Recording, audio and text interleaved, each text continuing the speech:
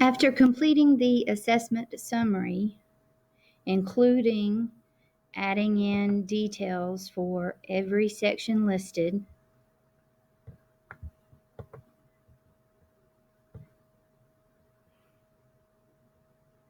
we will save and continue and proceed to the source of relevant information. Where did this populate from? Meaning the reading, the math, the written expression, daily living, occupational skills, and social skills. This came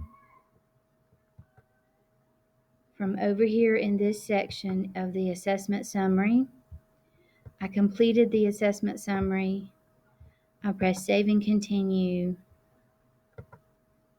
And I had these check boxes where I could add or remove areas assessed. Remember, I'm not assessing them, but I am collecting progress monitoring data because these are my goals. We have determined that if you are doing community-based instruction, those are going to be called the occupational skills. If it is a functional living, it's going to fall in the social skills. So after I have my areas checked, I'm going to have save and continue. I want to make sure they are in the order that I want them presented in the IEP meeting.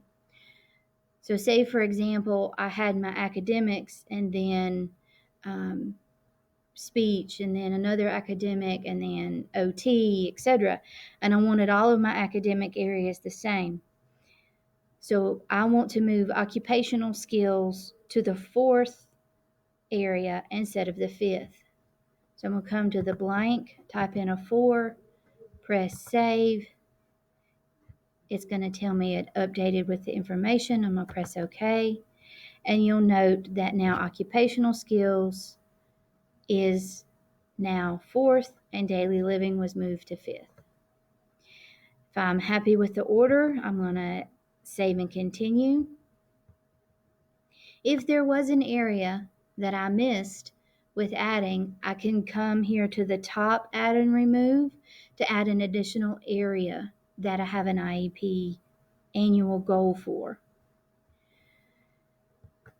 The next will be the relevant data that was used in developing this goal. Well, when you click on the stop sign or the plus sign, there's nothing that appears. So I've got to go to add and remove existing data. Currently, if I click on add assessments, everything that I have entered is there.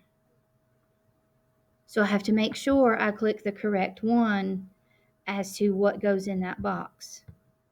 So I'm going to click what assessments I have used. And if you don't remember, you can hit back. The first area was reading. So what did I use to gather the reading information for my present level? Well, I didn't use transition information, but I used attendance, state testing, grades, and IEP goal progress. And I remembered when I was entering those that reading was the 2nd goal progress.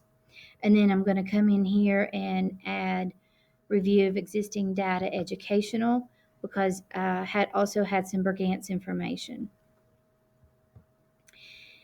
These 3 areas, attendance, grades, and track progress data, if you click on them, you will not have any data available to add once PowerSchool begins communicating with ECATS in the way of coordinating attendance, grades, and data. Then these 3 areas will have something for you to click. But currently, there's nothing, so you don't have to worry about those. So once I have the information I used, I'm going to hit save and continue. And I'm going to proceed with doing that same process with each area that I have an IEP goal developed for. So I'm going to add assessments. What data did I use for math and reading and writing?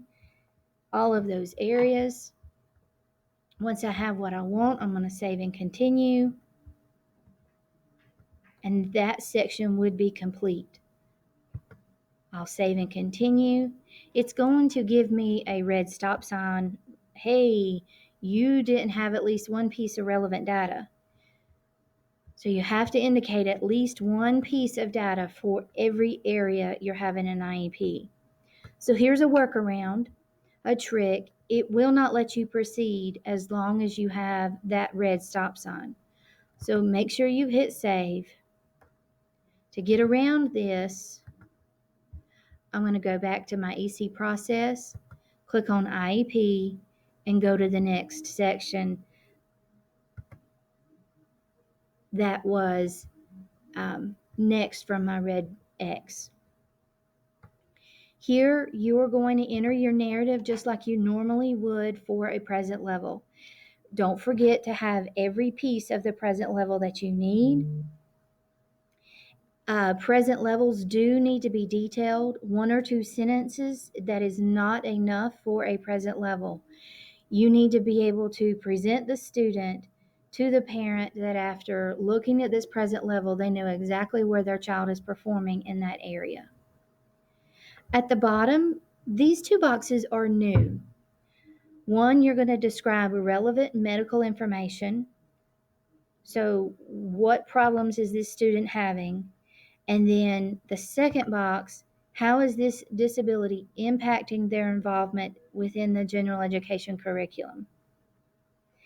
These 2 sections need to be very detailed. And you're saying, well, why? It's already in the record.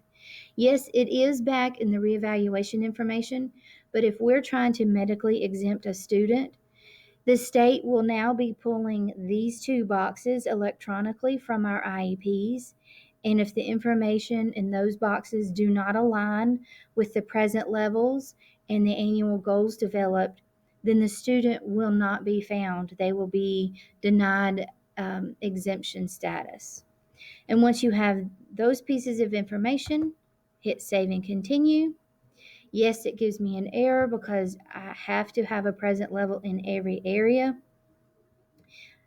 I cannot leave one blank. So to go work around it, I'm going to hit save, EC process, IEP, and then I would be ready to go on to special factors.